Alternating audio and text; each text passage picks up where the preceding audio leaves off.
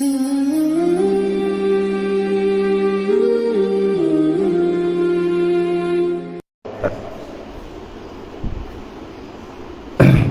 Number 78-79 یہ دو آپ حضرات کے سامنے پڑھی اور ترجمہ کیا ہے۔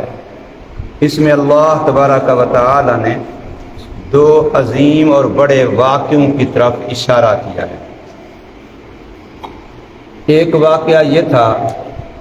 کہ اللہ تبارک و تعالی نے یہودیوں کے لیے ہفتے کے دن کو عبادت کا دن مقرر فرمایا، اور اس دن میں ان کو معاش کے لیے، گزران کے لیے، پیٹ پالنے کے لیے، دنیاوی کام کے لیے منع فرمایا تھا۔ ان کا معاش گزر اوقات تھا مچھلی کے شکار پر، تو اللہ نے اس سے ان کو منع کر دیا کہ تم نے ہفتے والے دن یہ کام نہیں کرنا۔ تو اس میں ان لوگوں کے 3 گروہ بن گئے۔ ایک گروہ وہ تھا جو شکار کرتا تھا، دوسرا گروہ وہ تھا جو کرتا بھی نہیں تھا لیکن کرنے والوں کو روکتا بھی نہیں تھا، اور تیسرا گروہ وہ تھا جو خود شکار نہیں کرتے تھے اور کرنے والوں کو روکتے بھی تھے۔ تو قرآن مجید کے اندر آیا ہے کہ ان لوگوں پر اللہ تبارک و تعالی کی طرف سے جب سزا آئی تو 2 طبقوں پر آئی، ایک جو گناہ یعنی شکار کرنے والے تھے اور دوسرے جو ان کو روکتے نہیں تھے۔ یہ دونوں برابر کے مجرم قرار دیے گئے، اور دونوں پر حضرت داؤد علیہ السلام کی کتاب زبور کے ذریعے سے ان پر لعنت کی کہ یہ دونوں اللہ کی رحمت سے دھتکارے ہوئے، اللہ کی رحمت سے دور کیے ہوئے۔ اور دوسرا واقعہ تھا حضرت عیسیٰ علیہ السلام کے زمانے میں۔ عیسیٰ علیہ السلام کے حواریوں نے، ماننے والوں نے عیسیٰ علیہ السلام سے درخواست کی کہ جیسے یہودیوں پر من و سلوہ اترتا تھا، دسترخوان بنا بنایا، تیار شدہ، پکا پکایا کھانا، تو ہم پر بھی ایسا کھانا آنا چاہیے، ہمیں بھی اس طریقے سے اللہ پاک کھانا دے۔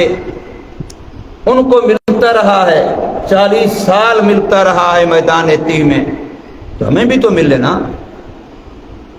ہم بھی دیکھیں کہ آپ اللہ تعالیٰ کے نبی ہیں، رسول ہیں، صاحب شریعت ہیں، جیسے موسیٰ علیہ السلام کی قوم کو اللہ نے من و سلوہ دیا، آپ کو بھی تو دے۔ تو عیسیٰ علیہ السلام نے پہلے تو ان کو روکا کہ یوں من مانے مطالبے اللہ تعالیٰ سے کرنا اچھا نہیں ہے، لیکن ان لوگوں نے آگے سے حیل و حجت کی کہ اگر ایسا ہو جائے گا تو ہمارا دل مطمئن ہو جائے گا کہ واقعی ہم سچے دین پر ہیں، آپ ہمارے سچے نبی ہیں، ہمارا مذہب سچا ہے، ہمارا دل مطمئن ہو جائے گا، تو اطمینان قلبی کے ساتھ ہم اللہ کے دین کا کام کریں گے۔ عیسیٰ علیہ السلام نے اللہ سے دعا کی۔ یہ سورۃ مائدہ جو ہے، مائدہ کا معنی ہی دسترخوان ہے، تو اسی بنا پر اللہ تبارک و تعالی نے ان کے لیے بھی وہی دسترخوان اترنا شروع ہو گیا۔ اب جب اترنا شروع ہوا تو تازہ کھانا صبح کو مل جاتا ہے، شام کو مل جاتا ہے۔ حکم یہ تھا کہ تمہیں صبح شام ملے گا، لیکن تم نے ذخیرہ اندوزی نہیں کرنی، صبح والا شام کے لیے، شام والا صبح کے لیے، صبح والا دوپہر کے لیے، شام والا رات کے لیے روک کے نہیں رکھنا، تو اسی وقت استعمال کرنا ہے، فارغ تمہیں وقت پر مل جائے گا۔ لیکن ان لوگوں نے اس کا چھپ چھپا کے خفیہ طور پر ذخیرہ کرنا شروع کر دیا، تو اللہ تعالیٰ کی طرف سے اس پر گرفت آئی، پکڑ آئی، اور حضرت عیسیٰ علیہ السلام کی زبانی ان کی کتاب انجیل میں ان لوگوں پر لعنت کی۔ قرآن مجید کے اندر یہاں اس آیت میں انہی 2 نبیوں کی لعنت کا تذکرہ ہے کہ ان 2 نبیوں کی زبان ان لوگوں پر، ایک اصحاب السبت، ہفتے کے دن والے جنہوں نے ہفتے کے دن مچھلی کا شکار کیا، یہ شکار کرنے والوں کو روکا نہیں، ایک ان پر داؤد علیہ السلام کی زبانی، اور ایک اصحاب المائدہ دسترخوان والے جنہوں نے ذخیرہ اندازی شروع کی، ان پر حضرت عیسیٰ علیہ السلام کی زبانی اللہ کی طرف سے لعنت کی۔ قرآن مجید کی تفسیر میں یہاں یہ لکھا ہے کہ یہودیوں کا بھی ایک طبقہ تھا جن پر حضرت موسیٰ علیہ السلام کی زبانی لعنت کی گئی، اور وہ طبقہ تھا جو حضرت عزیر علیہ السلام کو خدا کا بیٹا ماننے لگے، اور محمد کریم صلی اللہ علیہ وسلم نے بھی ان لوگوں پر لعنت کی کہ جو لوگ شرک کا ارتکاب کرتے ہیں سمجھنے سمجھانے جاننے بوجھنے کے بعد بھی۔ تو ان چار نبی، اور یہ چاروں نبی وہ ہیں جن پر سب سے بڑی چار کتابیں نازل ہوئی۔ حضرت داؤد علیہ السلام پر زبور نازل ہوئی، حضرت موسیٰ علیہ السلام پر تورات نازل ہوئی، حضرت عیسیٰ علیہ السلام پر انجیل نازل ہوئی، اور حضرت محمد کریم صلی اللہ علیہ وسلم پر قرآن پاک نازل ہوا، قرآن عظیم الشان نازل ہوا۔ اب ذرا اس طرف دیکھیے، ایک طبقہ یہ ہے ان چاروں نبیوں کی امتوں میں جن پر نبیوں کی زبانوں لعنتیں کرائی جا رہی ہیں، اور لعنت کون کر رہا ہے؟ خود اللہ کر رہا ہے، لیکن وہ سنائی کس کی زبان سے جا رہی ہے؟ وقت کے نبی رسول پیغمبر کی زبان سے ان پر سنائی جا رہی ہے۔ اور ایک طرف آپ ذرا دیکھیں صحابہ کرام رضوان اللہ تعالی علیہم اجمعین کی شان،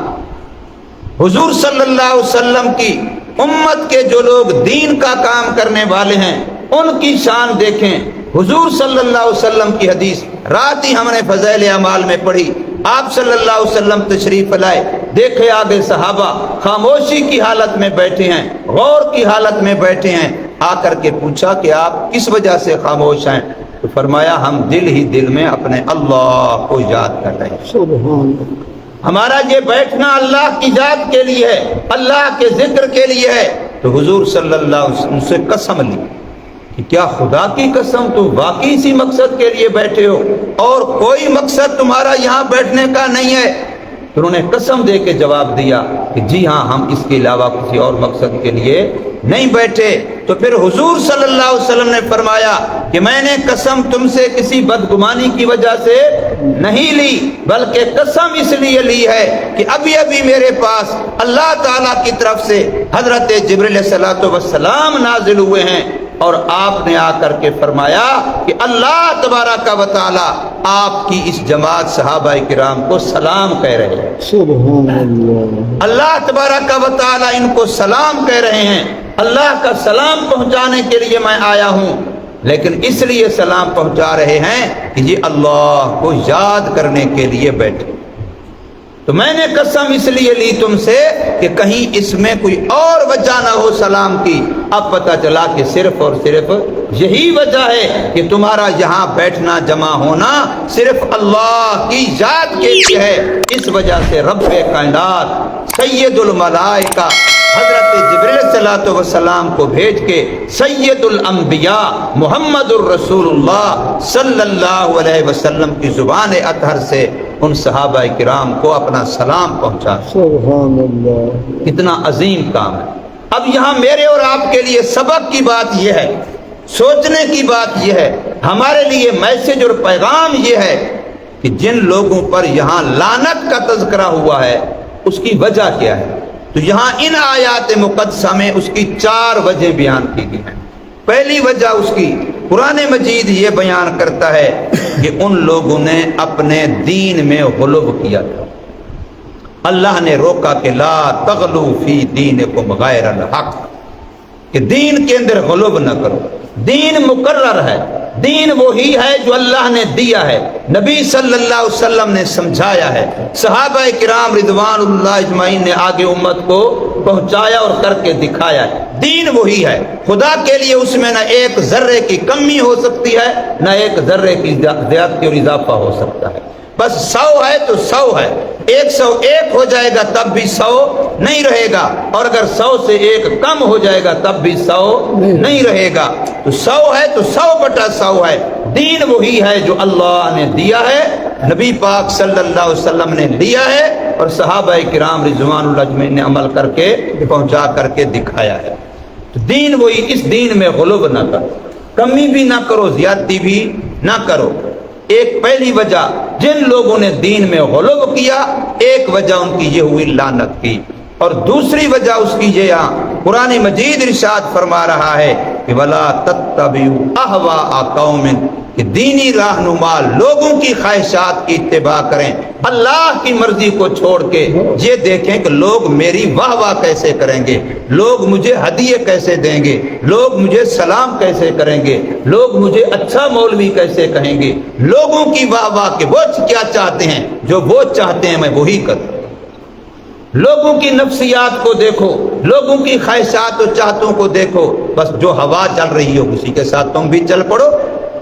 جو ایسا کرتا ہے لوگوں کی خواہشات کی اتباع، یہ بھی لعنت کا ذریعہ ہے۔ اور تیسرا فرمایا لعنت کا ذریعہ یہ ہے کہ کچھ لوگ گناہ کریں اور دوسرے اس گناہ کر پر روکے نہیں، دوسرے اس گناہ پر ان سے اجتناب نہ کریں، اس کو برا نہ سمجھیں، بلکہ گناہ کاروں کے ساتھ گناہ کرنے کے باوجود ان کے ہم پیالہ ہم نوالا ہو جائیں، اور ان کے ساتھ وہ ایسے جیسے معلوم ہوتا ہے کہ کوئی مسئلہ ہی نہیں۔ اپنے باپ کے گستاخ سے تو غصہ ہو، لیکن اللہ کے گستاخ سے غصہ نہ ہو، اپنے بھائی کے گستاخ پر تو غصہ ہو، لیکن اپنے نبی کے گستاخ سے غصہ نہ ہو۔ تو جو دینی بے غیرت بن جائیں تو اللہ کی ان پر بھی لعنت۔ اور یہ بات قرآن مجید کے اسی حاشیے کے اندر یہ ہم پیالہ ہم نوالا کا باقاعدہ لفظ لکھا ہے کہ ایک بندہ شرابی ہے تو پھر بھی اس کا ہم نوالا ہم پیالہ ہے، ایک بندہ راشی ہے سود خور ہے اس کا بھی تو ہم پیالہ ہم نوالا ہے۔ تجھے احساس ہی نہیں ہوتا کہ میرے رب کا دین میرے گھر میں مٹ رہا ہے، میرے محلے میں مٹ رہا ہے، میری گلی میں مٹ رہا ہے، اور تجھے افسوس نہیں ہوتا، تجھے رونا نہیں آتا، تیرے دل میں صدمہ اور دکھ پیدا نہیں ہوتا، تو تحفہ ہے تیرے مسلمان ہونے پر بھی، تیرے کلمہ پڑھنے پر بھی افسوس ہے کہ تو خدا اور نبی کے بارے میں اتنا غیرت نہیں رکھتا جتنا غیرت اپنے 10 روپے کے بارے میں رکھتا ہے۔ تیرے کوئی 150 کا نقصان کر دے تو تیرا دشمن بن جاتا ہے، اور تیرے دین کا کباڑہ کر دے تجھے احساس ہی نہ ہو، تو کیسا کلمہ گو مسلمان ہے۔ تو تیسری وجہ یہ ارشاد فرمائی ہے کہ جن لوگوں کے لیے ان کے دل میں اتنا بھی احساس نہ رہے کہ ایک بندہ گناہ کر رہا ہے لیکن دوسرے بالکل ٹس سے مس نہیں ہوتے کہ میرے اللہ کی نافرمانی ہو رہی ہے، میرے نبی صلی اللہ علیہ وسلم کی نافرمانی ہو رہی ہے، میرے قرآن کی نافرمانی ہو رہی ہے، میرے معاشرے کو تباہ کیا جا رہا ہے، برباد کیا جا رہا ہے، میری آنے والی نسلوں کے لیے بے دینی کی راہیں کھولی جا رہی ہیں، لیکن پھر بھی محلے میں کسی کو احساس۔ آپ ذرا کسی محلے کا جائزہ لے لیں، کتنے لوگ ہیں جو اس وجہ سے رو رہے تھے کہ ہائے ہمارے اللہ کا حکم ٹوٹ گیا، ہائے ہمارے نبی کی سنت مٹ گئی۔ کوئی ایک نظر آتا ہے آپ کو؟ سینکڑوں میں کوئی نظر نہیں آتا، ہزاروں میں کوئی نظر نہیں آتا، نمازیوں میں بھی نظر نہیں آتا جس کو اس وجہ سے دکھ ہو رہا ہو اور وہ بیٹھا ہو اس وجہ سے پریشان ہوں کہ ادھر میرے اللہ کا حکم ٹوٹا، ادھر میرے نبی کی سنت ذبح کی گئی، ادھر میرے دین کے خلاف کیا گیا، اور اللہ کی زمین پر اللہ کی بغاوت ہو رہی ہے اور ہمیں احساس ہی نہ ہو تو ہم کیسے مسلمان ہیں پھر؟ تو اس لیے فرمایا تیسری وجہ یہ ہے۔ اور چوتھی وجہ یہ ارشاد فرمائی ہے ذالک بما عصوا وکانوا یعتدون، نافرمانیوں میں حد سے بڑھ جائے، کوئی حد نہیں ہے، کوئی رکاوٹ نہیں ہے، کوئی بریک نہیں ہے، جو جس کا جی چاہے کرتا چلا جا رہا ہے۔ زنا میں دیکھ لیں، فحاشی میں دیکھ لیں، بے حیائی میں دیکھ لیں، بد زبانی میں دیکھ لیں، بد نگاہی میں دیکھ لیں، حرام کمانے میں دیکھ لیں، حرام کھانے میں دیکھ لیں، جب اس کی کوئی حد بریک نہ ہو، جس سے جتنا ہو سک رہا ہے وہ کر رہا ہے۔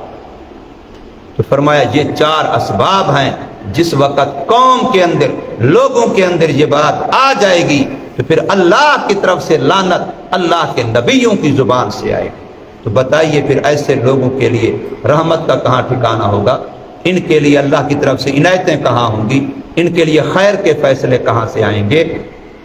تو اس لیے ارشاد فرمایا لعن الذین کفروا، لعنت کی گئی ان کافروں پر من بنی اسرائیل،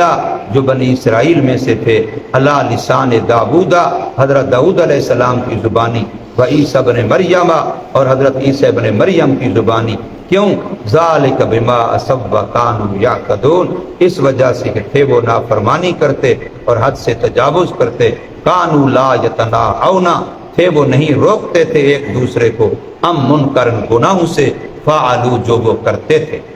لبئس ما کانوا یفعلون، بہت ہی برا ہے جو وہ کر رہے ہیں۔ یہ انداز زندگی، یہ مسلمانی، یہ انسانی، یہ زندگی، یہ معاشرہ اللہ فرما رہا ہے انتہائی برا ہے۔ یہ قابل ستائش، قابل تعریف نہیں ہے، یہ قابل مذمت ہے۔ اللہ تبارک و تعالی ہمیں سمجھ نصیب فرمائے اور عمل کی توفیق دے۔